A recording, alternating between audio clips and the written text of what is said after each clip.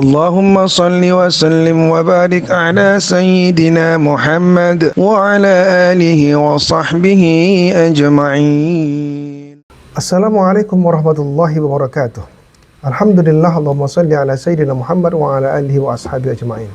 Saudaraku, sahabat Al-Qasimi, terutama para mahasiswa yang sedang belajar pada mata kuliah Pendidikan Keluarga dalam Islam, program studi pendidikan agama Islam, Fakultas Tarbiyah dan Keguruan UIN yang Muncul Padang. Semoga kita tetap mendapat rahmat dan hidayah dari Allah Subhanahu wa taala. Pertemuan kali ini kita bicara tentang pendidikan iman dan takwa untuk anak dalam keluarga. Bagaimanakah upaya orang tua atau strategi orang tua agar bisa melahirkan anak-anak yang taat? Dia memiliki iman yang kuat, yang mantap, yang kokoh, juga beribadah dalam keadaan qanitin, terus taat terus menerus, gitu ya. Taat beribadah pada Allah. Nah, yang pertama adalah untuk mendidik anak-anak yang beriman dan beribadah itu sebenarnya dimulai sejak fase qabla nikah, sebelum menikah, atau disebut dengan pra nikah, ya. Artinya kalau kita ingin memiliki anak-anak yang taat beribadah dengan kualitas iman yang mantap, ya kan, kemudian dia mengabdikan dirinya kepada Allah sebagaimana Allah berfirman, wa ma khalaqtul jinna wal insa illa liya'budun, supaya dia tetap beribadah. Itu sebenarnya dimulai sejak proses pencarian jodoh, di mana Rasulullah SAW mengajarkan seorang laki-laki kalau ingin menikah biasanya mempertimbangkan lima liha, hartanya, wali hasabiha karena keturunannya, li jamaliha karena cantiknya, wali diniha karena agamanya. Perintah Nabi kan fazfar bizatiddin, kau pilihlah karena agamanya, terlibat yadaka, maka engkau akan diberkahi. Jadi kualitas agama itu yang menjadi prioritas, ya. Begitu juga seorang perempuan, jika ada laki-laki yang melamar, laki-laki itu baik agamanya, kemudian bagus akhlaknya, maka terimalah lamaran itu. Jadi yang utama itu adalah kualitas keimanan dan keberagamaannya. Meski dalam fikih kita juga kenal ada perdebatan, ya, perbedaan para ulama berpandangan bolehkah menikah antar agama, ya mungkin dalam fikih itu terbuka untuk didiskusikan, tetapi dalam konteks pendidikan sulit kita untuk mendidik anak-anak yang seiman, taat beribadah kalau orang tuanya nanti berbeda keyakinan, berbeda agama, gitu ya. Jadi kalau kita ingin lebih mudah mendidik anak-anak yang beriman, anak yang taat beribadah, anak itu kan butuh keteladanan, butuh pembiasaan. Maka kalau orang tuanya dua-duanya beda keyakinan, beda cara ibadah, beda ritual ibadahnya, terbikin enggak saudara bagaimana sulitnya mendidik anak-anaknya? Ini anak-anaknya ikut ayahnya atau ikut ibunya, gitu kan. Nah, maka akan lebih mudah kita mendidik mereka itu jika orang tuanya mesti seiman dan ritual ibadahnya juga memiliki pemahaman yang sama. Jadi harus kita mulai dari fase sebelum menikah, gitu ya. Itu yang pertama.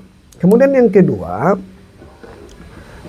kita juga harus melihat begitu anak itu lahir ke dunia, yang pertama diajarkan apa? Azan, kan? Di azan itu juga ada pendidikan iman dan pendidikan ibadah. Coba lihat, Allahu Akbar, Allahu Akbar, Allah yang Maha Besar. Ini mengajarkan kepada kita bahwa kita sudah mengajari anak itu, di mana anak di satu sisi dikatakan, kata Nabi, kullu mauludin yuladu alal fitrah, ya. Setiap anak itu lahir ke muka bumi ini sudah memiliki fitrah beragama. Karena dulunya Allah Subhanahu wa taala juga sudah mengilhamkan kepadanya untuk memiliki fitrah beriman kepada Allah. Alastu birabbikum qalu bala syahidna, kan begitu. Bukankah aku Tuhan kamu? Ya, kami bersaksi. Di alam arwah ruh kita sebenarnya sudah bersaksi, bersyahadat bahwa Allah adalah Tuhan kita. Begitu kita lahir ke muka bumi ini, kita kan melalui rahim orang tua, dalam pendidikan orang tua. Nah, orang tua yang salah didik itu bisa merubah keyakinan yang fitrah beragama tadi. Fa'abawahu yuhawwidani au yunassirani au yumajjisani. Bisa dia menjadi seorang Yahudi, bisa menjadi Nasrani, atau dia menjadi Majusi, bukan? Maka disitulah pentingnya peranan orang tua dan lingkungannya untuk mendidik dia supaya tetap berada pada fitrahnya, supaya tetap menjadi seorang manusia sejati yang beriman dan beribadah kepada Allah Subhanahu wa taala. Makanya begitu dia lahir ke muka bumi, pendengarannya kan sudah mulai aktif, dia sudah bisa mendengar. Maka diazankanlah dia. Azan itu Allahu Akbar, Allahu Akbar, Allah yang Maha Besar. Itu kan sudah kalimat tauhid. Bahkan diperkuat lagi asyhadu an la ilaha illallah wa asyhadu anna Muhammadar Rasulullah. Ya Allah, aku bersaksi tiada Tuhan selain Allah dan Nabi Muhammad adalah utusan Allah, Rasulullah. Ini adalah pendidikan iman yang pertama ditanamkan kepada anak di hari pertama kelahirannya di muka bumi ini. Bahkan di situ juga disebut hayya 'alas shalah. Ayo salat nak, ayo salat. Ayolah beribadah. Kenapa yang salat hanya dipanggil yang dipanggil cuma salat? Karena memang salat adalah kunci dari segalian ibadah. Bahkan di akhirat nanti kata Nabi yang pertama kali ditanya itu adalah tentang salatnya. Kalau salatnya baik, maka baiklah seluruh ibadah yang lainnya. Tapi kalau sudah ibadah salatnya buruk, maka buruklah yang lainnya, gitu kan. Inna awwala ma yuhasabu bihil 'abdu yaumal qiyamah min amalihi salatuh. Fa in saluhat faqad aflaha wa anjah wa in fasadat faqad khaba wa khasir. Sesungguhnya amal yang pertama kali dihisab pada seorang hamba pada hari kiamat adalah salatnya. Maka jika salatnya baik, sungguh ia telah beruntung dan berhasil.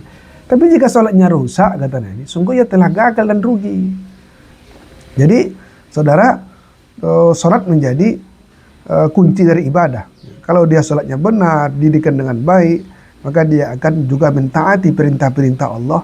Apakah itu berinfak, berzakat, bersedekah, ya berpuasa, melaksanakan haji ketika dia mampu, kan? Tapi kalau sudah salatnya tak beres, bolong-bolong, atau salatnya tidak ikhlas karena Allah, atau memang salatnya hanya sekedar formalitas, tidak masuk ke dalam kalbunya, maka sangat beratlah tubuhnya, beratlah hatinya untuk menjalankan ibadah-ibadah lain. Maka penting di situ salat. Nanti kita akan bahas tentang salat. Bagaimana caranya mendidik salat itu, ya. Nah, kita khususkan tentang pendidikan akidah. Dalam Al-Quran surah Al-Anfal dijelaskan bagaimana ciri-ciri dari orang-orang beriman. Perhatikan surah Al-Anfal di ayat kedua, ya. Di ayat kedua sampai ayat keempat, ya. A'udzubillahi minasyaitonir rajim. Innamal mu'minuna alladzina idza dzukirallahu wajilat qulubuhum wa idza tuliyat 'alaihim ayatuhu zadatuhum imana wa 'ala rabbihim yatawakkalun. Alladzina yuqimuna as-salata wa mimma razaqnahum yunfikun. Ulaika humul mu'minuna haqqan lahum darajatun 'inda rabbihim wa maghfiratun wa rizqun karim. Paling tidak ada 5 yang menjadi ciri mukmin sejati. Orang yang betul-betul disebut sebagai al-mu'minuna haqqa, ya, mukmin sejati. Ketika dia disebut nama Allah, dia ingat Allah, dia berzikir, maka ada getar di hatinya, ada respon di kalbunya. Kemudian ketika dibacakan ayat Al-Quran, zadathum imana, semakin bertambah imannya. Kemudian dia selalu bertawakal, mengantungkan dirinya kepada Allah. Lalu dia mendirikan sholat. Kemudian dia juga selalu berinfak, ya, berinfak. Wa mimma razaqnahum yunfikun. Jadi ini menarik. Ternyata mukmin sejati itu, iman itu tidak sekedar keyakinan dalam kalbu, ya, tetapi juga dia dibuktikan dalam ibadahnya, gitu. Jadi orang beriman itu otomatis beribadah karena dia mendirikan sholat, gitu, ya. Orang beriman itu kalbunya tasdiqum bil qalbi, membenarkan dalam kalbunya. Kemudian dia senantiasa membaca ayat-ayat Allah. Dia senantiasa mengikuti apa yang diperintahkan Allah dan menjauhi apa yang dilarang Allah dalam Al-Quran itu. Karena kitab itu adalah panduan hidup kita, ya kan? Maka di situ wa iza tuliyat 'alaihim ayatu zadatuhum imana. Ketika dibacakan ayat Quran itu, maka bertambah imannya. Karena ayat-ayat itu dibaca dalam makna bukan sekedar dibaca secara tekstual, tetapi dipahami dan diikuti, gitu kan? Diikuti kalau dia kebaikan. Kalau cerita keburukan dalam Quran, maka itu ditinggalkan, gitu. Itu makna tilawah, ya. Jadi orang-orang yang beriman itu dia akan dekat dengan Quran sebagai panduan hidupnya, lalu dia akan mentaati perintah Allah dalam Quran itu. Termasuklah dia mendirikan sholat sebagai pokok ibadah tadi yang kita sebutkan di awal. Dia juga bertawakal atas segala urusannya, dan dia juga harus berdampak dalam kehidupan sosialnya. Tidak sekedar pribadinya yang soleh, tapi juga ada kesalehan sosial di samping kesalehan ritual. Nah, oleh karena itu, untuk mendidik anak-anak kita, orang tua, bagaimana anaknya supaya beriman, dia harus mengenali ciri-ciri orang beriman ini, lalu mengupayakan agar ciri-ciri mukmin sejati itu menjadi karakter bagi anak-anaknya. Tadi disebutkan yang pertama adalah idza dzukirallahu wajilat qulubuhum. Ketika disebutkan nama Allah, maka hatinya bergetar. Ada respon kalbunya itu. Maka di sini butuh pendidikan zikir, membiasakan zikir. Sejak kecil anak-anak kita harus dibiasakan kalimat-kalimat thayyibah. Ketika sang ibu menyusui, maka kalau perlu dizaharkan Bismillahirrahmanirrahim saat menyusui, gitu kan. Ketika dia sudah pandai sholat, ya dibiasakan berzikir sesudah sholat. Sehari-hari kita kalau mau makan, dibacakan doa sebelum makan. Kalau dia ke toilet, dibacakan doa masuk kamar mandi. Banyak di antara anak-anak kita yang hafal doa-doa harian yang diajarkan oleh Rasulullah SAW, yang pada hakikatnya mengingatkan anak kepada Allah, tetapi sekedar hafal. Anak TK banyak hafal, tapi ketika praktek nyatanya, ketika makan, ketika masuk toilet, ketika berangkat dari rumah, masuk dalam rumah, dibacakan tidak doa-doa itu? Nah, seharusnya orang tua di sini memiliki peran yang sangat penting untuk menjadi teladan dan membiasakan perkataan-perkataan baik itu, kalimat-kalimat thayyibah itu. Ini akan membentuk sikap seorang anak yang teguh pendiriannya, beriman pada Allah Subhanahu wa taala. Kemudian Al-Qur'an tadi. Jadi orang beriman itu ternyata justru ketika dia baca Quran maka semakin bertambah imannya, gitu kan. Bahkan kalau ingin lebih luas di sini ayat-ayat Allah ya. Ayat-ayat Allah itu ada ayat-ayat qauliyah, ada ayat-ayat kauniyah. Al-Quran dibaca, dipahami, maka semakin dipahami, direnungkan, lalu diamalkan, kan begitu. Dan itu akan memperkuat iman anak-anak kita. Makanya bagus anak-anak sekarang banyak menghafal Quran ya. Menghafal Quran itu bagian dari upaya untuk meningkatkan keimanan. Akan tetapi jangan lupa membaca Al-Quran itu, menghafal Quran itu jangan sekedar hafal tak tahu makna gitu. Harus ditingkatkan lagi kualitas belajar anak-anak kita dari menghafal dan memahami maknanya supaya bisa ditadabburi dan kemudian diamalkan. Kalau itu dilakukan maka insya Allah keimanannya justru semakin menguat, semakin bertambah.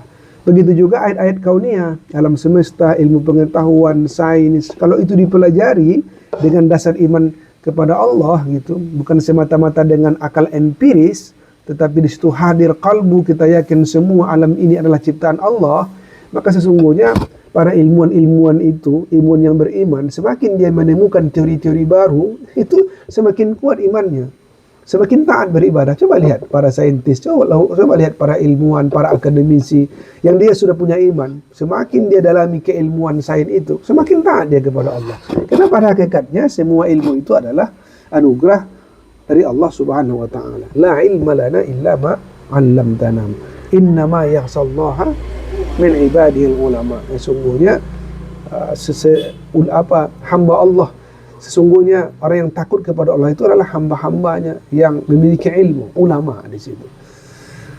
Saudara sekalian, itu yang kedua. Kemudian dia tawakal ya, bertawakal. Bagaimana kita anak-anak kita harus kita pacu untuk berusaha, belajar sungguh-sungguh, tetapi hendaknya mereka belajar jangan dalam tekanan gitu. Memang belajar itu membutuhkan kerja keras, tidak boleh banyak tidur kata Imam Syafi'i, jangan terlalu banyak kenyang gitu ya. Harus sedang-sedang diatur waktunya untuk belajar. Belajar itu memang betul bersusah-susah, bersungguh-sungguh, tapi bukan dalam artian mesti dapat, lalu kalau tak dapat stres gitu. Maka di sini butuh tawakal.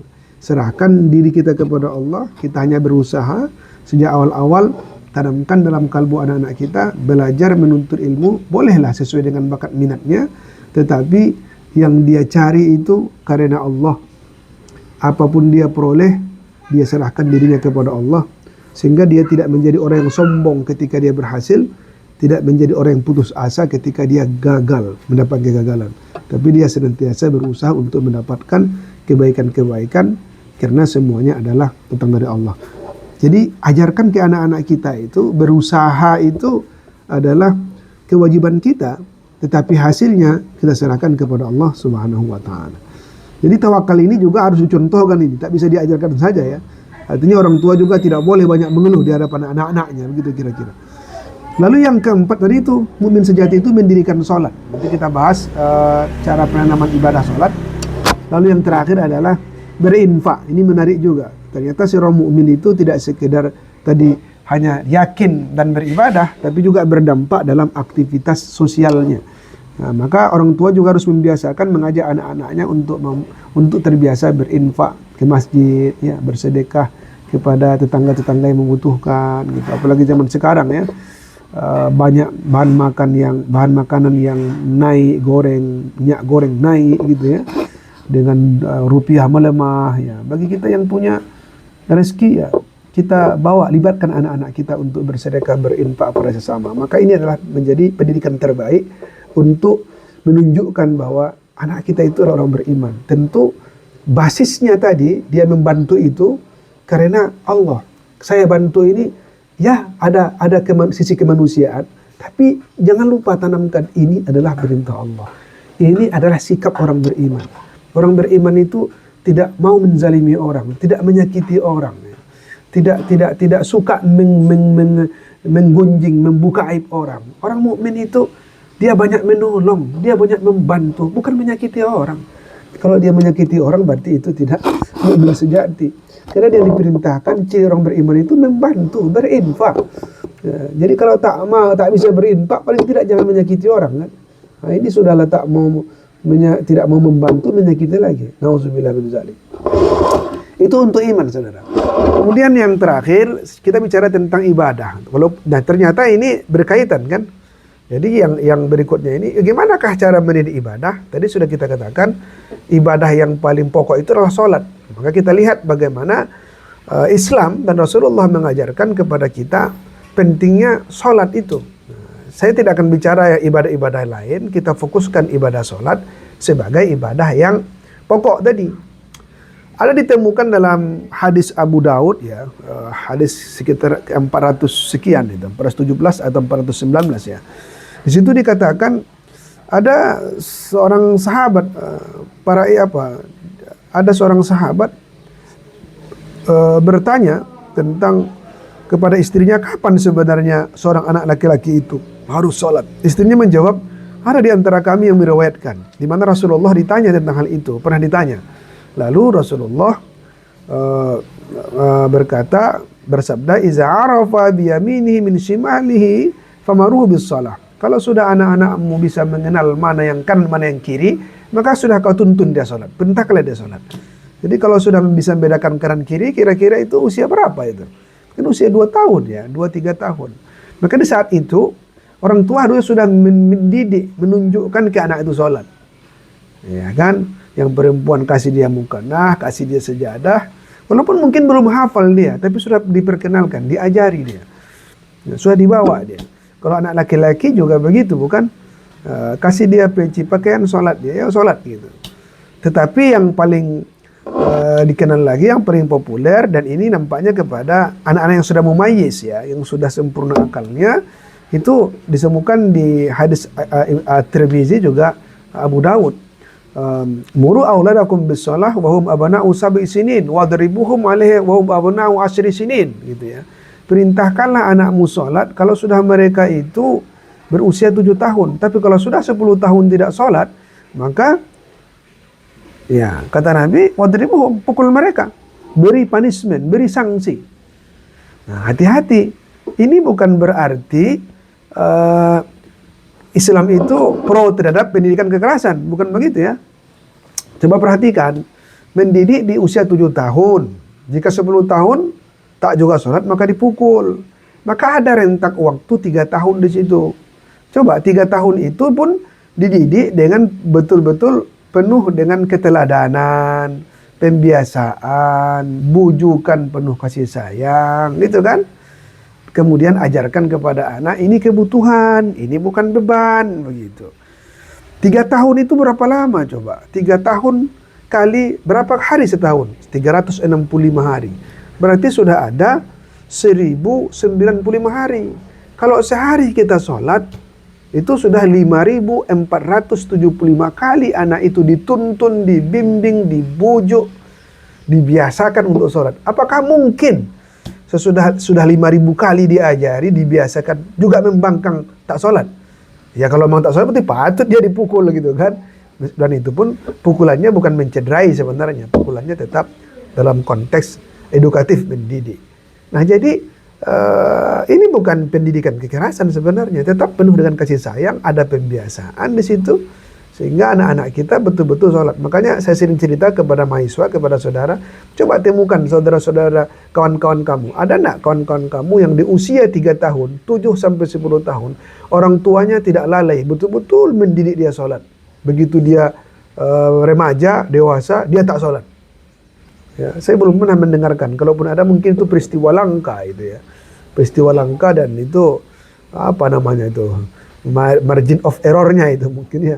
Jadi ya umumnya enggak lah. Kalau sudah dibiasakan di 3 tahun itu insya Allah dia akan tetap rajin melaksanakan sholat. Bahkan Rasulullah pun juga mengajarkan tidak saja ketika anak-anak. Untuk mendidik anak-anak itu beribadah. Sampai kapan sebenarnya? Sampai akhir hayat kita. Selagi kita hidup di muka bumi ini, sebenarnya tidak ada batasan waktu pendidikan orang tua kepada anaknya. Begitu juga iman maupun ibadah.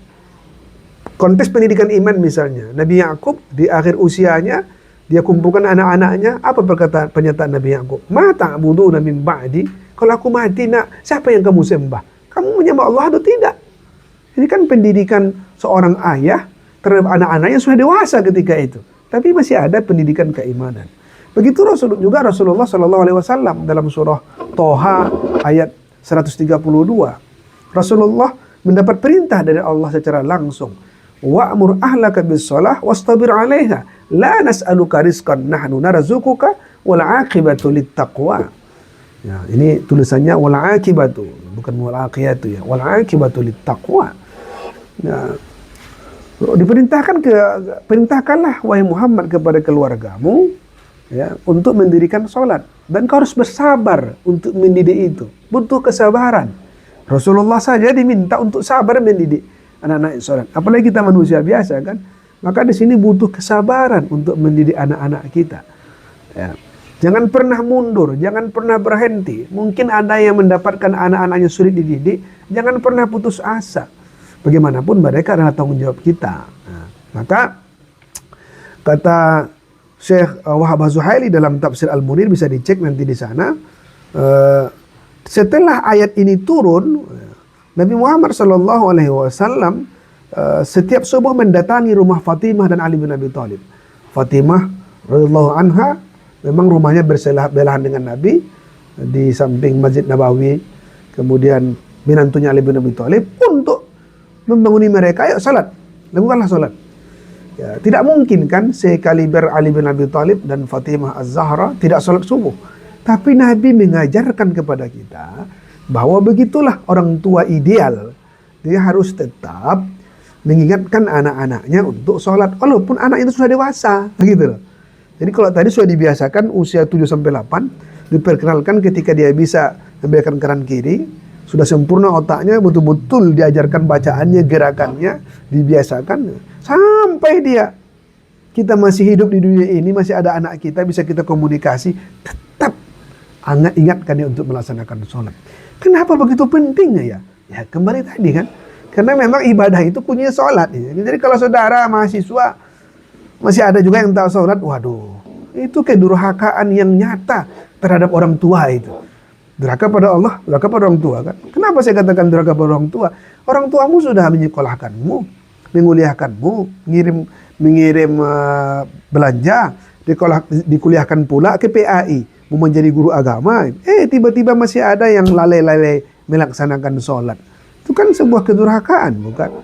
Karena orang tua yang menyekolahkan anak-anaknya, menguliahkan ke PAI, itu pastilah berlebih itu keinginan orang tuanya supaya anaknya ini jadi anak-anak yang soleh, ya kan? Nah, tiba-tiba kita sendiri tidak sholat, padahal itu adalah pangkal dan pokok kunci dalam ibadah, gitu. Nah, jadi siapapun sebenarnya, apapun prodi jurusan mahasiswa, gitu ya, selagi dia Islam, maka seharusnya dia harus menjadi pelopor ya untuk mendirikan sholat. Dan sholat terbaik itu Nabi contohkan 3.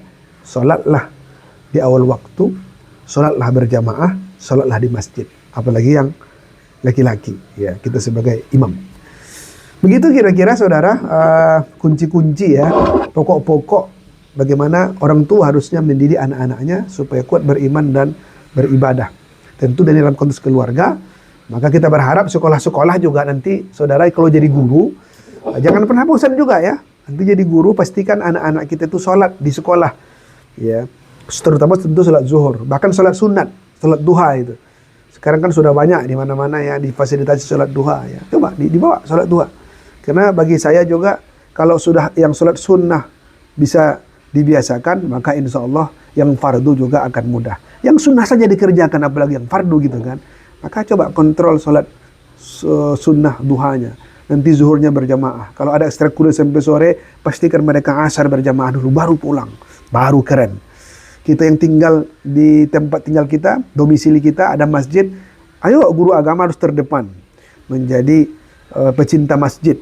Ya, menjadi imam di sana, apalagi orang PAI ya. Kita didik anak-anak di sana juga untuk sholat. Mudah-mudahan berkah Allah Subhanahu Wa Taala senantiasa dalam kalbu kita, keluarga kita dan masyarakat kita, sehingga kelak di akhirat kita juga menjadi orang-orang yang bahagia bersama keluarga dan sahabat-sahabat yang kita cintai. Itu saja kali ini. Nanti kita bahas lagi pada topik-topik selanjutnya. Banyak maaf bila taufik wal hidayah. Wassalamualaikum warahmatullahi wabarakatuh.